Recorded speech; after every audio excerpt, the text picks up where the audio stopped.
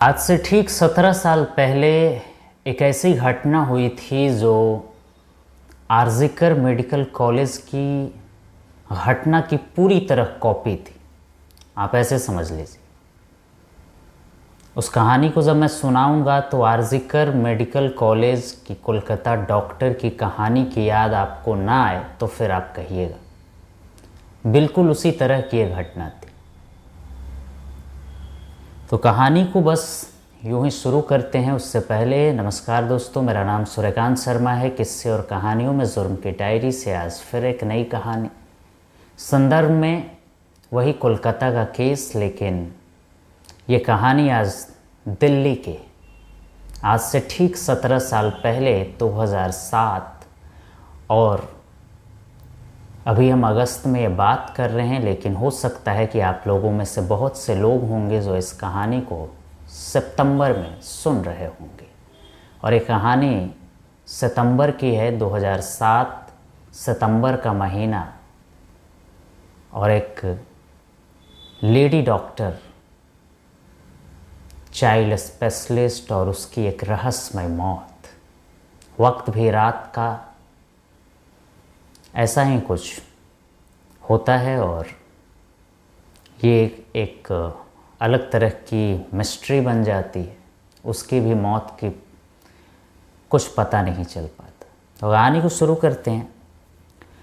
अब बल्कि जो डॉक्टर है उसका बदला हुआ नाम, सुप्रीम कोर्ट की तरफ से जो ऑर्डर्स हैं कि रेप विक्टिम में या फिर और भी जो विक्टिम है उनका नाम, असली पहचान आप नहीं ले सकते हैं, तो उसका बदला हुआ नाम आप डॉक्टर कविता के रूप में मीडिया और तमाम जगहों पे।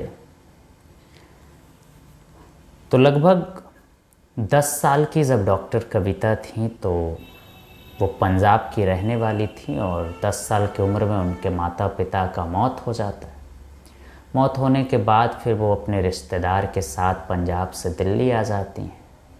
डॉक्टर कविता 2 बहनें होती हैं, दोनों अपने रिश्तेदार के साथ दिल्ली में रहती हैं, पढ़ती हैं। दोनों की पढ़ाई कंप्लीट होती है, उसी में से जो डॉक्टर कविता होती हैं, लिहाजा वो डॉक्टरी की पढ़ाई करती हैं, पढ़ाई में बहुत बेहतर, और चाइल्ड स्पेशलिस्ट, पेडियाट्रिक। अब वो चाइल्ड स्पेशलिस्ट जब बन जाती हैं, डॉक्टर बन जाती हैं, तो फिर उनको दिल्ली के ही एक वेस्ट दिल्ली में ईएसआई अस्पताल में उनकी ड्यूटी लगती है।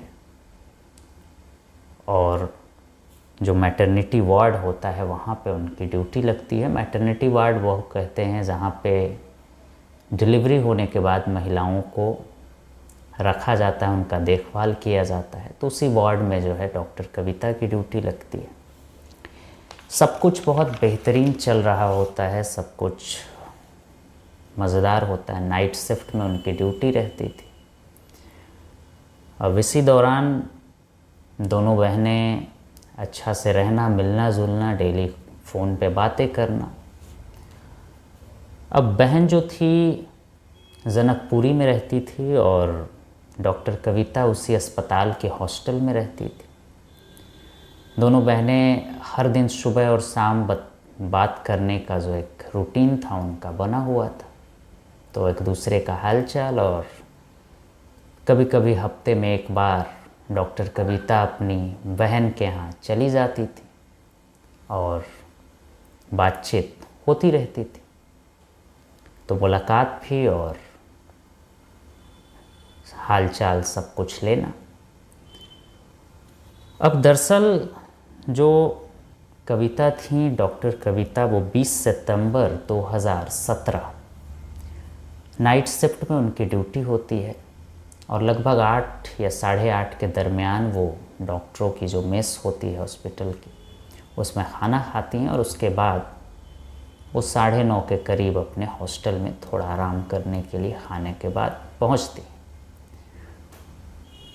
जब वो खाने के लिए 10 बजे वो अपने फिर बहन से बातचीत करती है, और बातचीत में ये तय होता है कि अगले दिन यानी 21 सितंबर को वो दिन भर अपनी बहन जनकपुरी में जो उसका घर उसकी बहन का है वहाँ जाएगी और दिन भर रहेगी, फिर नाइट शिफ्ट जो ड्यूटी है तो रात में आएगी और नाइट शिफ्ट की ड्यूटी करेगी। अब बात करने के बाद वो अगली सुबह हो जाती है, 21 सितंबर की सुबह। अब दोनों बहनों की जो मैंने पहले बताया कि रूटीन था, सुबह और शाम बात करना एक रूटीन था, क्योंकि दोनों बहनों के अलावा उनके माँ बाप थे नहीं, तो दोनों में एक अच्छा संबंध, एक दूसरे का देखभाल करने की एक जिम्मेदारी भी। तो सुबह शाम बातें करते थे, एक दूसरे का हाल लेते थे। लेकिन अगले दिन, क्योंकि सुबह में फ़ोन की जाती है, उसकी जो बहन होती है वो फ़ोन करती है डॉक्टर कविता को, लेकिन डॉक्टर कविता फ़ोन नहीं उठाती। काफ़ी बार कॉल करती हैं लेकिन वो फ़ोन नहीं उठाती। ऐसा पहली बार हो रहा था कि डॉक्टर कविता अपनी बहन का फ़ोन रिसीव नहीं कर रही थी। तो डॉक्टर कविता की जो बहन होती है वो परेशान होती हैं। परेशान होने के बाद वो फिर हॉस्टल, क्योंकि वो जानती थी पहले भी उनके हॉस्टल में आ चुकी थी, तो वो हॉस्टल की तरफ निकल जाती। जब वो हॉस्टल में दाखिल होती हैं तो डॉक्टर कविता का रूम का जो दरवाज़ा है वो खुला होता है, और खुला होने के वजह से वो अंदर घुसती हैं। उनको लगता है, आवाज़ भी देती हैं, लेकिन आवाज़ देते हुए फिर अंदर घुसती हैं। उनको लगता है कि गहरी नींद में होगी। फिर वो एक दो बार चिल्लाती है लेकिन वो नहीं उठती। अब कोई इतनी भी नींद में कैसे कि कोई इतना आवाज़ दे रहा है, सामने से कमरे में आकर आवाज़ दे रहा है और ना सुने, तो वो थोड़ी सी घबराती है। लेकिन फिर वो घबराते घबराते, क्योंकि जो डॉक्टर कविता होती है वो मुंह के बल पेट के बल सोई हुई थी, वो उस तरीके से, तो डॉक्टर कविता की बहन उन्हें उठाती है। वो थोड़ा सा घबराई हुई थी क्योंकि वो उठ नहीं रही थी, कोई रिस्पॉन्स नहीं। तो वो घबराते हुए जब डॉक्टर कविता को पलटती हैं तो वो सन्न रह जाती, उनकी चीख निकल पड़ती है, वो चिल्लाने लगती। वो देखती हैं कि उनकी बहन के गर्दन पे निशान, पूरे जिस्म पे निशान, चोट के निशान थे, ज़ख्म थे, कपड़े अस्त व्यस्त, अंडरगारमेंट्स नहीं पहने हुए, प्राइवेट पार्ट पे भी चोट के निशान।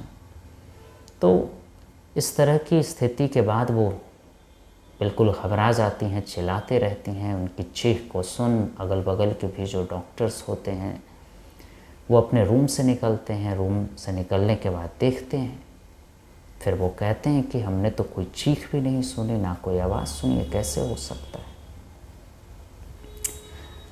फिर आनन फानन में डॉक्टर चेक करते हैं तो पाया जाता है कि हॉस्पिटल ले जाया जाता है और चेक किया जाता है। तो कहा जाता है डॉक्टरों की तरफ से कि डॉक्टर कविता बेहोश हैं। अब डॉक्टर कविता बेहोश थी तो अब उनका चेकअप चलने लगता है, उनकी ट्रीटमेंट शुरू हो जाती है। अब लेकिन देखिए कैसे ये आरजिकर मेडिकल कॉलेज की तरह इसकी कहानी जुड़ती है।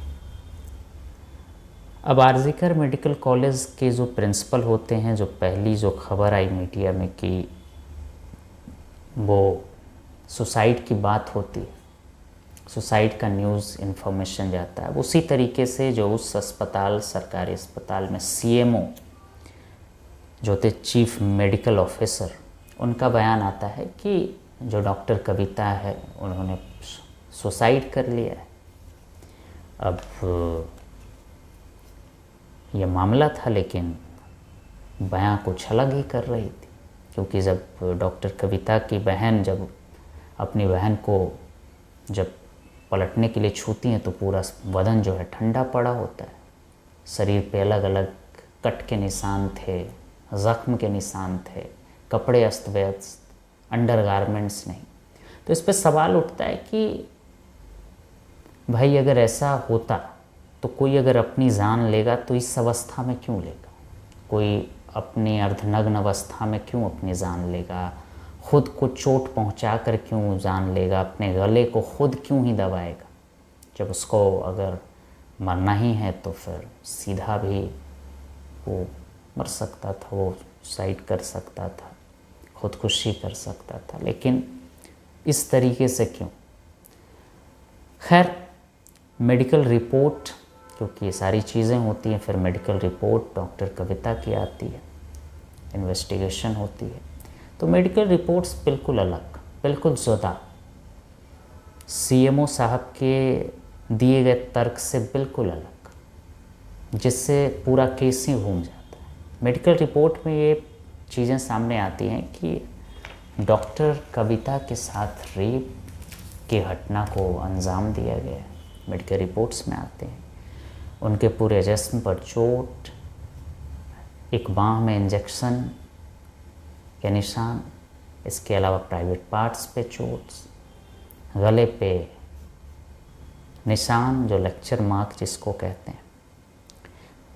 तो फिर मामला हाईलाइट होता है, फैमिली का सपोर्ट करने के लिए जो डॉक्टर्स होते हैं वो आते हैं, फिर मीडिया की भी एंट्री हो जाती है। मीडिया जब आती है तो क्योंकि उस समय सोशल मीडिया का कोई ख़ास उतना प्रचलन था नहीं, तो दिल्ली के और भी जो प्रिंट मीडिया थे उसमें काफ़ी प्रमुखता से फ्रंट पेज में खबर छपती है, टीवी चैनल के प्राइम टाइम शो में इस खबर को जगह मिलती है। तो फिर मामला हाईलाइट होता है। मामला हाईलाइट होता देख उस समय के जो कैबिनेट मिनिस्टर होते हैं वो धरना स्थल यानी वहाँ हॉस्पिटल के पास पहुँचते हैं, लोगों से मिलते हैं और उन्हें आश्वासन देते हैं कि हम इस पर कड़ी कानूनी कार्रवाई करेंगे और न्याय दिलाएंगे। कैबिनेट मिनिस्टर जब आते हैं तो लिहाजा दिल्ली पुलिस पे भी प्रेशर पड़ता है और वो फिर इसके तहकीकात में पूरी मजबूती के साथ जुट जाती है। अब जांच जब दिल्ली पुलिस करती है तो उसमें पाया जाता है कि जो सीएमओ साहब हैं, चीफ मेडिकल ऑफिसर, उन्होंने सबूत मिटाने की कोशिश की है। कुछ उसी हॉस्पिटल के एम्प्लॉय के साथ उन्होंने सबूत मिटाने की कोशिश की। जो कट के निशान थे डॉक्टर कविता के जिस्म पे, उसको मिटाने की कोशिश, उसको धोने की कोशिश। तो पेट पे जो निशान थे, तो उस इल्ज़ाम में फिर उनको अरेस्ट किया जाता है।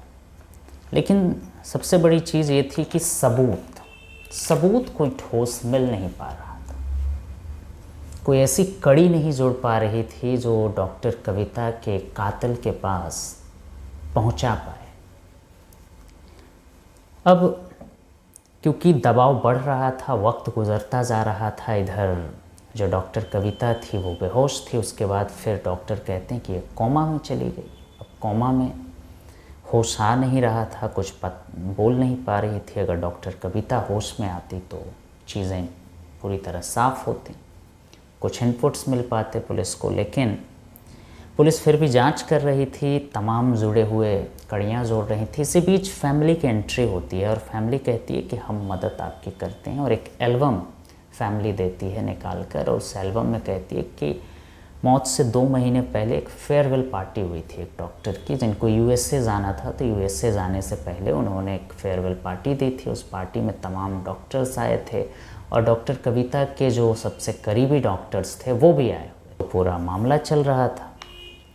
अब उन सारे डॉक्टर्स, क्योंकि जो यूएसए जिनको जाना था वो तो चले गए थे, लेकिन बाकी जो डॉक्टर्स थे उसमें से जो डॉक्टर कविता के काफ़ी करीबी थे उनको पुलिस इंटरोगेट करने का फ़ैसला लेती है। उनको इंटरोगेट किया जाता है, पूछताछ की जाती है, तफ्तीश होती है, लेकिन उससे भी कोई ख़ास फ़ायदा नहीं मिल पाता है, कोई ख़ास ऐसा फ़ायदा नहीं होता। फिर उसके बाद जो है उनका नार्को टेस्ट की बात आती है, लेकिन नार्को टेस्ट में भी टेस्ट जो होता है उसके लिए भी कोर्ट से ऑर्डर लिए जाते हैं। फिर उसमें भी कुछ ख़ास फ़ायदा नहीं निकल कर आता, कुछ ऐसे कड़ियाँ नहीं मिलती, कोई सबूत नहीं मिलता।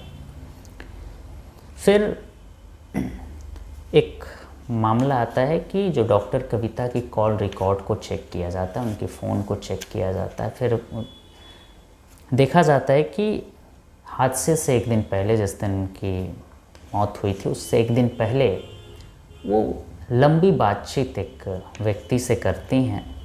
अक्सर ऐसा देखा नहीं गया था, क्योंकि जो डॉक्टर कविता थी वो सबसे बहुत लिमिटेड बात करती थी। अगर वो सबसे ज़्यादा बात करती थी तो सिर्फ उसकी बहन थी जिनसे वो दिल खोल के और बहुत ज़्यादा बातें किया करती थी, लंबी लंबी बातें। लेकिन वो पहला इंसान था जिससे वो लंबी बातें कर रही थी। अब कॉल रिकॉर्ड में पता चलता है तो वो उसके दूर का रिश्तेदार बताया जाता है, रिलेटिव दूर का। तो उसको भी पुलिस बुलाती है, फिर उससे भी पूछताछ होती है, लेकिन मामला वही, कुछ भी नहीं सामने आता। फिर पुलिस कहती है कि अब तुम्हारा हम नार्को टेस्ट और ब्रेन मैपिंग करेंगे, उससे पता लगाएंगे। तो वो इस पे साफ इनकार कर देता है। अब जब इनकार करता है तो पुलिस को शक होता है, शक और बढ़ जाता है। पुलिस कहती है कि फिर कैसे, अब वो इनकार कर रहा था और नार्को टेस्ट के लिए मंजूरी तो चाहिए थी, रजामंदी। तो फिर कोर्ट जाती है, कोर्ट में दलीलें दी जाती हैं पुलिस की तरफ से कि करना ज़रूरी है। फिर कोर्ट से ऑर्डर मिल जाता है, उसके बाद नार्को टेस्ट होता है, ब्रेन मैपिंग होती है, लेकिन कोई ख़ास फ़ायदा फिर भी नहीं होता। जब जब उम्मीदें कुछ निकल कर आ रही थी, पुलिस को कुछ क्लू लग रहा था कि अब केस के करीब पहुंच जाएंगे, केस के अंजाम तक पहुंचेंगे, लेकिन ऐसा कुछ हो ही नहीं पा रहा था। अब उसकी भी सारी ब्रेन मैपिंग होती है, कोई फ़ायदा नहीं, कोई चीज़ें नहीं। तो फिर अब इतने में पुलिस पे दबाव लगातार बढ़ रहा था, क्योंकि 7 महीने का वक्त गुजरता हुआ निकल चुका था और पुलिस के हाथ में कोई क्लू नहीं था। प्रोटेस्ट, धरना प्रदर्शन लगातार जारी थे। अब इसी बीच जो डॉक्टर कविता हैं, उन्हें एक पश्चिम बिहार की एक जो है निजी अस्पताल में वहाँ से शिफ्ट कर दिया जाता है। अब फिर उनकी जो फैमिली होती है डॉक्टर कविता की, फिर एक बात कहती है कि लगभग इस हादसे से 2 महीने पहले हमने मैट्रिमोनियल साइट्स पे डॉक्टर कविता की डिटेल डाली थी रिश्ते के लिए, शादी के लिए। तो फिर पुलिस को लगता है कि हो सकता है कि उस मैट्रिमोनियल साइट से कोई प्रपोज़ल आया हो, कविता ने उसको रिजेक्ट किया हो, या फिर कुछ अनबन हुई हो, उसका कुछ हो सकता है, या कोई एक तरफा कोई आशिक हो जो उससे मोहब्बत करता हो, एक तरफा प्यार करता हो और कविता ने इनकार किया हो, तो उसको लेकर रिवेंज हो सकता है। तो फिर उस साइट्स पे भी देखरेख शुरू हो जाती है, वहाँ पे भी उसकी भी मॉनिटरिंग की जाती है, अच्छे से तफ्तीश की जाती है, लेकिन उसमें भी कुछ खास कड़ियाँ मिलती हुई नज़र नहीं आती, कुछ खास डिटेल वैसे मिलती नहीं है। तो फिर वहाँ भी पुलिस के हाथ खाली हो जाते हैं। अब 20 सितंबर 2007 से अब अप्रैल का महीना आ जाता है 2008। धीरे धीरे जो डॉक्टर कविता की हालत सुधरनी चाहिए थी, वो लगातार बिगड़ रही थी, हालत ख़राब होता जा रहा था। अब 2008 का अप्रैल का महीना होता है जब उनकी हालत काफ़ी बिगड़ती है और उनकी मौत हो जाती है। मौत के बाद मामला और हाइप पकड़ लेता है और विरोध प्रदर्शन तेज हो जाते हैं। हाइप पकड़ने के बाद फिर अब क्योंकि ये जो केस था अब सिर्फ रेप का था नहीं, उसके अलावा अब कत्ल का भी ये केस बन चुका था, तो पुलिस पे और दबाव, ऊपर से धरना प्रदर्शन जारी, सारी मीडिया सबका प्रेशर केस को सॉल्व, लेकिन पुलिस के हाथ कुछ लग नहीं पा रहा था। जब भी पुलिस को लग रहा था कि मुझे क्लू अब तक हम पहुंच जाएंगे, कुछ हमें मिलेगा, लेकिन वो सब कुछ ज़ाया, कुछ भी नहीं। अब पुलिस आखिर में जब रिपोर्ट सौंपती है, क्योंकि बहुत सारी तफ्तीश होती है, फिर भी कुछ कड़ियाँ नहीं मिलती, तो फिर पुलिस एक आखिर में एक रिपोर्ट देती है और उसमें कहती है कि डॉक्टर कविता को जिसने भी मारा है वो एक मेडिकल एक्सपर्ट है। उसी को, जिस व्यक्ति को ये अच्छे से मालूम था कि किस तरीके से कट करने हैं जिस्म पर, क्योंकि काफ़ी परफेक्ट कट देखे गए थे, कट के निशान थे और वो बिल्कुल डॉक्टर्स के ही, बिल्कुल जो सर्जन होते हैं उसी तरह के कट्स।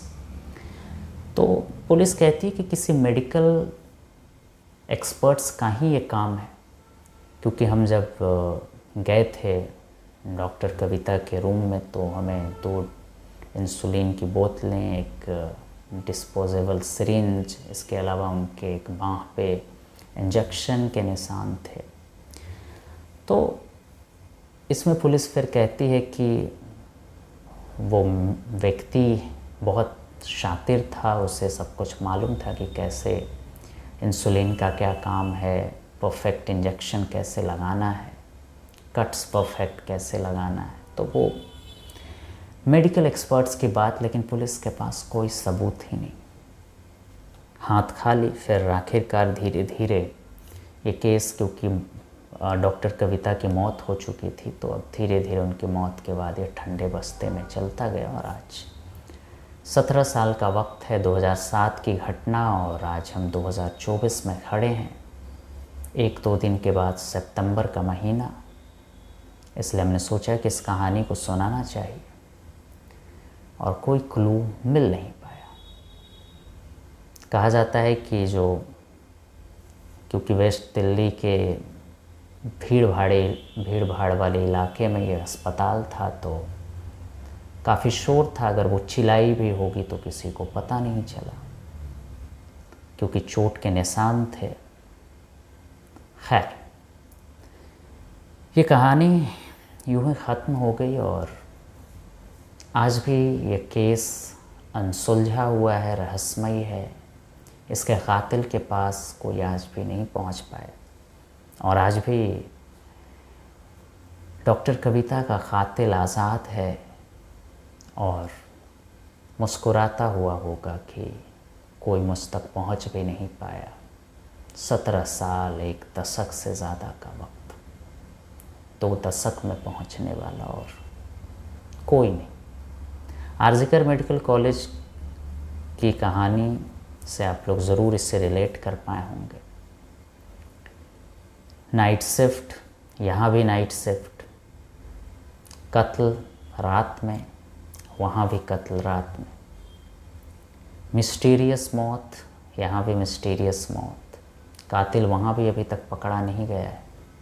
अब यहाँ तो अभी जांच चल रही है, सीबीआई के हाथों में सब कुछ है, तो देखना होगा कब कातिल पकड़ा जाता है या नहीं पकड़ा जाता, ये तो जांच पे है।